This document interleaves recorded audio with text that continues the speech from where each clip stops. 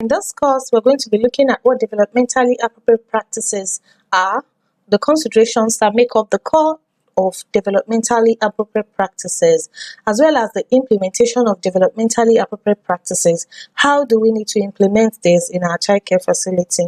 I wish you a wonderful experience while taking this course. So, what are we waiting for? Let's get started.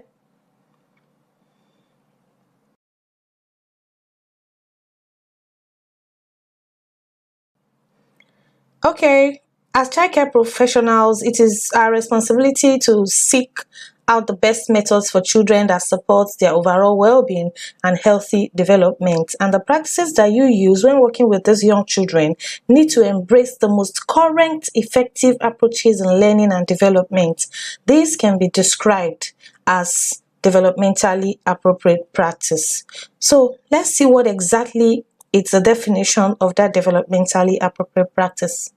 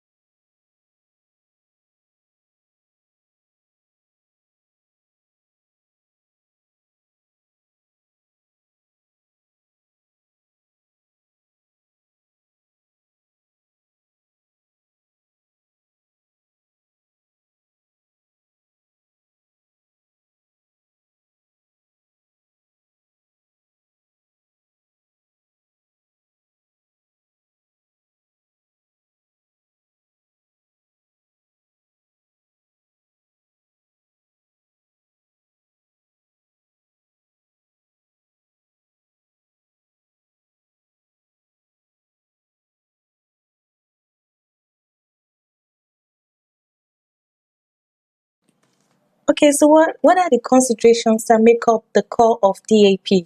There are three considerations that make up the core of DAP.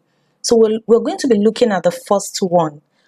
All teaching practices should be appropriate. Now, what do we mean when we say the considerations that make up? Okay, why is it important? What are the things we need to consider when we are trying to have a developmental appropriate practice in our facility? What are the things we need to put into consideration? So that's what this means. Okay, so all teaching practices should be appropriate to children's age and developmental status, attuned to them as unique individuals and responsive to the social and cultural context in which they live. Now, what does this mean? It means that all the domains of development are very important when preparing a DAP. Okay, the social, the emotional, the physical, the cognitive, all those domains are very important for us to put into consideration. And also, many aspects of children's learning and development follow a well-documented sequence. Okay, so it is important for us to also put that into consideration. Development and learning also proceeds from, varying rates from child to child. So they are not the same. Every child is unique. So their development and their learning, okay, they vary from child to child. So treat them as unique individuals. And also, early experiences have profound effects, okay, on the child's development and learning, and there are optimal times for certain learning and development to occur. Okay, so it's very important to put this into consideration when preparing DAP for a facility. Okay, so that's the first one. Let's look at the second. Now, DAP does not mean making things easier for children.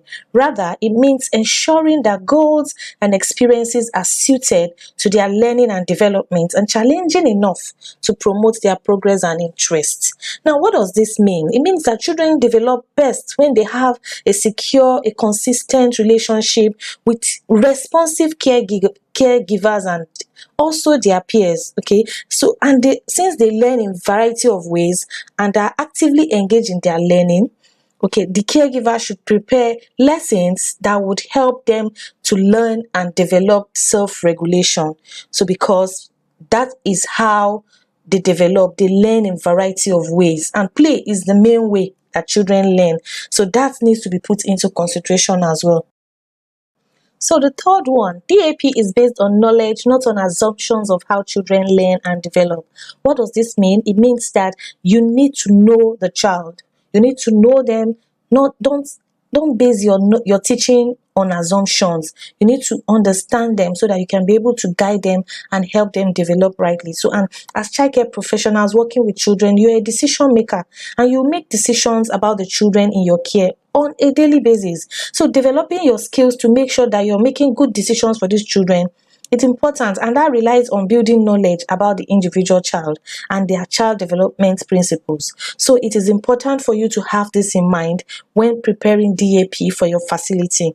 So DAP is actually a very comprehensive educational perspective that supports the healthy development for every child in a childcare facility. So having these considerations in mind will help you to come up with a developmental appropriate practice for your facility. Now let's move ahead and see how we'll begin to implement DAP in our facility. The first method we use in implementing DAP is the method of teaching. A childcare provider is responsible for planning developmental appropriate daily activities for the learners. Okay, you are responsible for the lessons, the activities, and you plan this carefully with the help of those around you, even the input of the children. You put them into consideration. So it is expected that careful considerations are done, okay, to ensure that all activities offered reflects the age, the developmental levels, and the interest of children.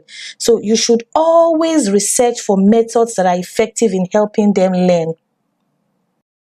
So according to research, one of the best ways, known facts actually, not even research, according to known facts, one of the best ways children learn is through play. So play should be the core of your curriculum, okay? And why do we say that? Because play is the most developmentally appropriate practice for teaching young children. Play is self-directed. It's a self-directed activity that children engage in without being forced. They want to, not because they are asked to do so. So their attention is more likely to be focused and self-sustaining during play. And when children play, you see them totally involved, mentally, emotionally, socially, and usually physically active. And if you have observed over time, play occurs throughout the course of children's daily activities. So it is a caregiver's role now to keep the play productive, okay, by carefully setting up the environment, adding materials for them to play, and sometimes you can even join in that play and use that play time effectively for teaching them, okay, in your care. And to do this, you actually need to get an age-appropriate curriculum for your infant, okay. Don't just teach anything, okay, rather make sure that your curriculum provide experiences that allow infants to use their senses to freely explore different and interesting materials, okay. It's very important. On a daily basis, you provide activities, and with an appropriate curriculum, you're also providing opportunities for them to make new discoveries and practice new skills. Okay, so those are the things that will make your method of teaching developmentally appropriate for the children. So here are some things you can do to ensure that your care and teaching is developmentally appropriate. It's there in your manual listed, but I'm just going to highlight a few of them here, okay? You must have a current daily schedule of activities and routines, lesson plans that are designed to meet the children's developmental, cultural, and individual needs, okay? Include at least an activity every day that promotes their self-own initiated activity, okay, a group activity, quiet activity. If you've taken our course on daily routines and activities, you have all this there, and it will help you to be able to make sure that the experiences on a daily basis brings out the total child. So you develop materials that would help them gain self-esteem, self-awareness, self-esteem, self-control, decision-making abilities. Your activities, your learning should be, your lesson plan should be that which will help them develop socially, emotionally, intellectually, and physically. So all these things are very, very important, and you should make sure that the staff that are on ground caring for the children are the appropriate size. That maintain a good staff to child ratio. If not, all the efforts will just be in vain. Whatever it is you're trying to do to achieve, if they are not properly guided, it will still not give the right results. So these things are important for you to make sure that everything is appropriately done to be able to have a wonderful facility that maintains a developmental appropriate practice for the children in their care. So let's see the second ways we can implement DAP in our facility.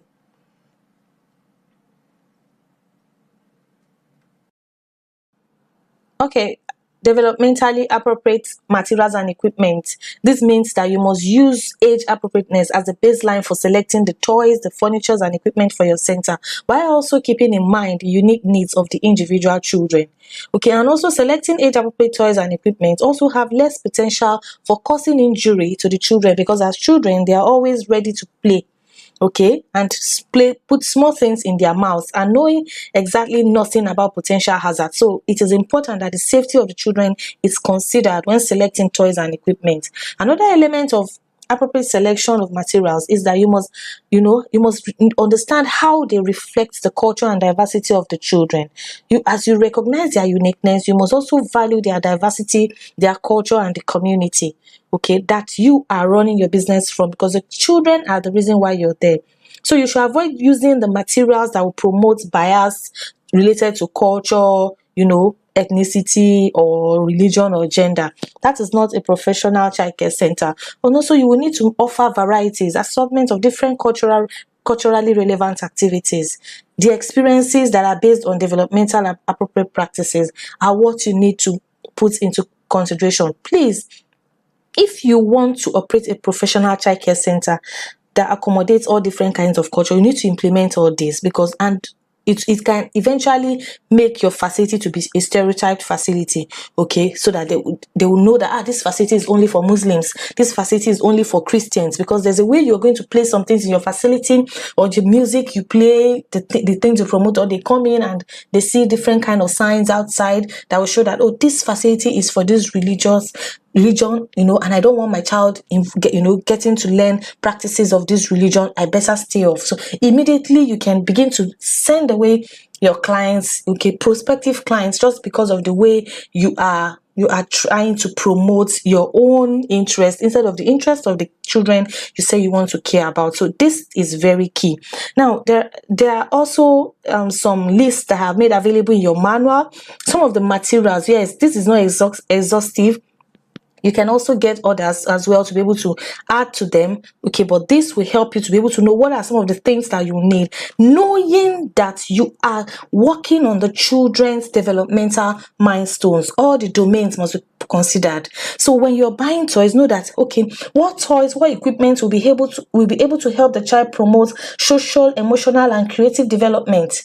So you know that when you're buying the toys, and also as well know that, okay, the intellectual, language, and sensory development of the child. What are the possible materials that I would need if I want to help my child develop this? Also, the large and small motor development, you need to know the materials that will help to be able to achieve this. And so I've been able to provide some samples of materials that you might possibly need to promote this. So this is not exhaustive, and this might not be what you have, but just have this at the back of your mind that you need to be able to select toys based on the developmental milestone, based on the uniqueness of the children that you have in your facility, not based on what you want. Same thing applies to the toddlers as well. So you must make sure you get all those things available. I have made the list there, so I don't need to start reading them over. They are in your manual, so that we don't make this video get too long. The basic things you need are in that manual, so you go through it and apply them and see how you can be able to get your facility well packaged for children, that everything will be developmentally appropriate. As you can see, we're of following the sequence. You now know the method of teaching because you've known them. Now you've gotten the materials and you've known them. You can see that you're working on your developmental appropriate practice for your children. Now let's move and see how do we now arrange all these materials and our learning environment that will be developmentally appropriate for the children. Now, after selecting developmentally appropriate materials and equipment for your facility, you should turn their attention to the arrangement of those items within the center. Now, learning environments are prepared to foster the positive development of the whole child through self-directed activity and play, which is always facilitated not only by the materials, but also the way it is being set up and distributed throughout the facility. So, and room arrangement is actually the term we use to describe the organization of materials and equipment, okay, within the learning environment. Therefore, it is your own responsibility to provide a developmental appropriate room arrangement, okay, that will invite the children willingly to investigate and actively engage in the learning experiences as they interact with those activities, those materials, and others. Okay, most centers develop areas designated for particular type of activities, so which they call the learning area or the learning activity. Okay, these are the areas where relevant materials and equipment are grouped together to facilitate the self-directed activity and play.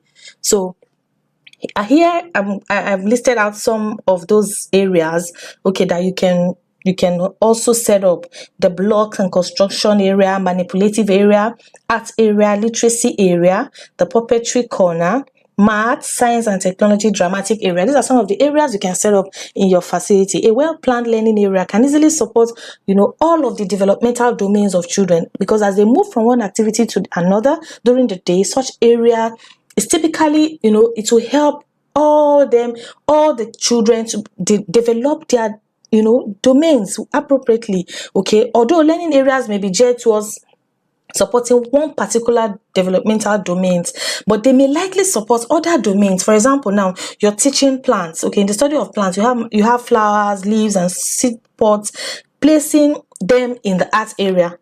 Okay, the books about plants or whatever it is that okay, has books or worksheets, you can place them in the library, while the puzzles with plants, the plants contents will be in the manipulative area.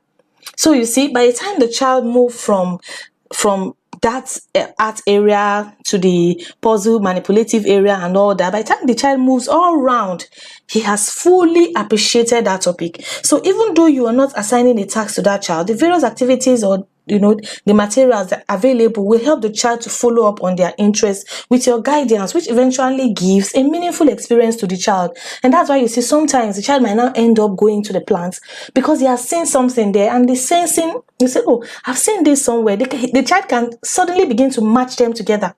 Okay, so that's what you've done to the child. You'll be able to help the child to appreciate that topic by making sure that all those things are arranged. So just as we mentioned earlier, everything is follow a sequential order. So it's something that if it's wrong from the foundation, it would affect the next stage and all that. So you must make sure that everything follows accordingly. So now, with this in mind, let's move to the final implementation method we're going to be looking at, and that's how we assess the children. Now that we've seen the arrangements, they've been involved in different activities, we've observed them, how do we assess them? So another area caregivers need to implement developmentally appropriate practice is assessment. Okay, assessment is actually the way you observe, the way you record, document the work children do and how they do it. So, and as a basis for a variety of educational decisions that you make that affects the child, your assessment is what you'll be able to use to come up with those decisions. So the data you have gathered about the child is used to organize the learning environment. Okay, the planning of the curriculum, lessons, is also part of what you've been able to gather about the child. So, and the way you communicate with the family as well is also part of those process. So, assessment is something that helps in achieving all this. Okay, and it must be developmentally appropriate. Why did they say that? Okay, some assessments are done that are very unethical, inappropriate. Some are lies, some are false reports. Because that's why you find some schools, some children, some facilities, they will give reports for children who cannot even identify a letter, and they tell them they are overall best in a subject, overall best is for infants, for toddlers. they keep giving awards of a subject, a particular subject, and they are overall best, does that mean that they are being assessed together with the other children the same way? No. Okay, there are awards that you can give, okay, if you want to really give awards for children, infants and toddlers. Okay, you've assessed their decision making skills, their self-control skills, their self-awareness, their self-esteem. Why not give out awards in such categories? Because no, you have assessed them, they are still developing. Give awards that are supporting developmental milestones, not stage they've not gotten to, but because you just want to excite the parents, you begin to give awards that doesn't that is not genuine, that is not reliable. You know, I had an experience with a parent, and she's a friend actually. She came to complain to me, and she said, you know, she's scared of what is happening in where her child is going to. And I said, what happened? She said they gave her overall best in maths, that her child cannot identify one, and she's a toddler. That, okay, how did they assess the child? That she's afraid.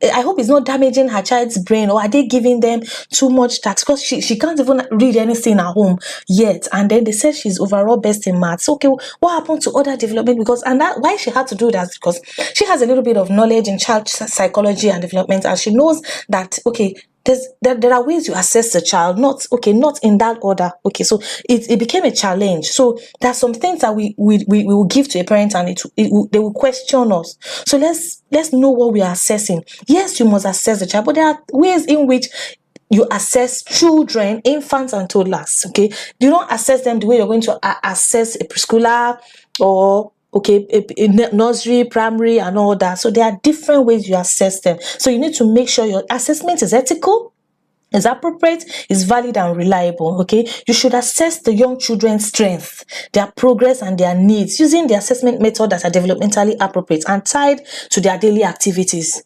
Okay, so that's it. You tie it to that the parents will appreciate it more when you're helping them to achieve a milestone, rather than give them false reports and all that just because you want to excite them. Everybody's giving reports card and you feel you want to do same. No, it's going to be a developmental damage to the child if there's any word like that. So, but by the time you have fully studied all the developmental domains of the child, it will be easier for you to make a valid assessment of a child.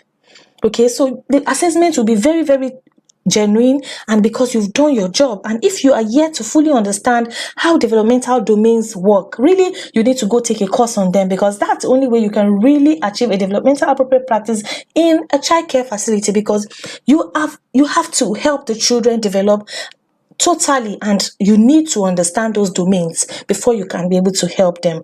Okay, if you don't know how to plan your lessons that are developmentally appropriate for infants and toddlers, please take a course on that. It will also help you, because knowledge is your power to be a professional caregiver, and you need to go for knowledge. It is very, very important. So to end this course, as a summary, to implement developmentally appropriate practice in your facility, you need to get to know the children, their interests, their talents, and their dispositions. Okay, according to the NAEYC, they have a position statement for developmentally appropriate practice. At the end of in your manual, the link is there for you to be able to download and go through. There are so many things that you will learn from there, what you need to do as a childcare teacher that will help you to be able to develop appropriate practices for your childcare facility. Okay, I have only brought out the basic things. I just take you through the journey in a much more simplified form. By the time you see that position statement, you will know that this is much more simplified, because I had to take you through the journey for you to see the connection between what happens at the beginning. It has to be right at the beginning, and it goes, okay, from the method of teaching to the method of arranging things and the assessments and all that, and the type of materials and equipment you have. So you see, you follow that sequence. So it's very important for you to know that. So you go through that position statement. The link is in your manual. Just click on it and you'll be able to download it and go through it, okay, and then appreciate it much more, and you will get to learn other things that are not here that would help you to be able to maintain a developmentally appropriate practice. All practice should be appropriate to child's age and developmental status.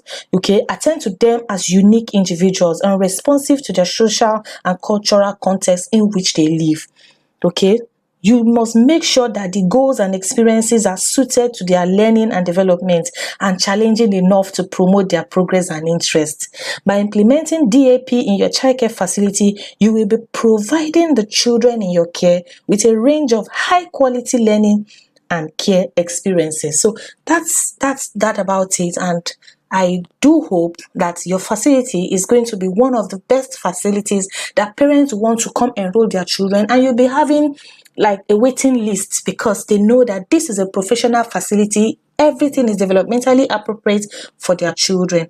So that's basically it for this course, and thank you for taking the course. It's a very, very simple course, not too broad, just to be able to expose you to be able to appreciate it. And the only way you can appreciate this is if you understand what developmental domains are, you know it. So you'll be able to see how to put all this together and say, okay, so this is how it goes, this is how they flow. It is. So if there's a if there are lapses everywhere, you must not have the best facilities, you must not have everything in place, okay? But basic facilities that are there that will promote those developmental domains are just basically it. You make them available, one or two toys, but you know that these are the things that are promoting it, okay? It will help the children develop much more, and parents will appreciate it more than giving the wrong care, the wrong information, the wrong education that would not help the child develop. And remember, foundation is key. So you must make sure you get it right at the beginning so that the child would have a total overall healthy development.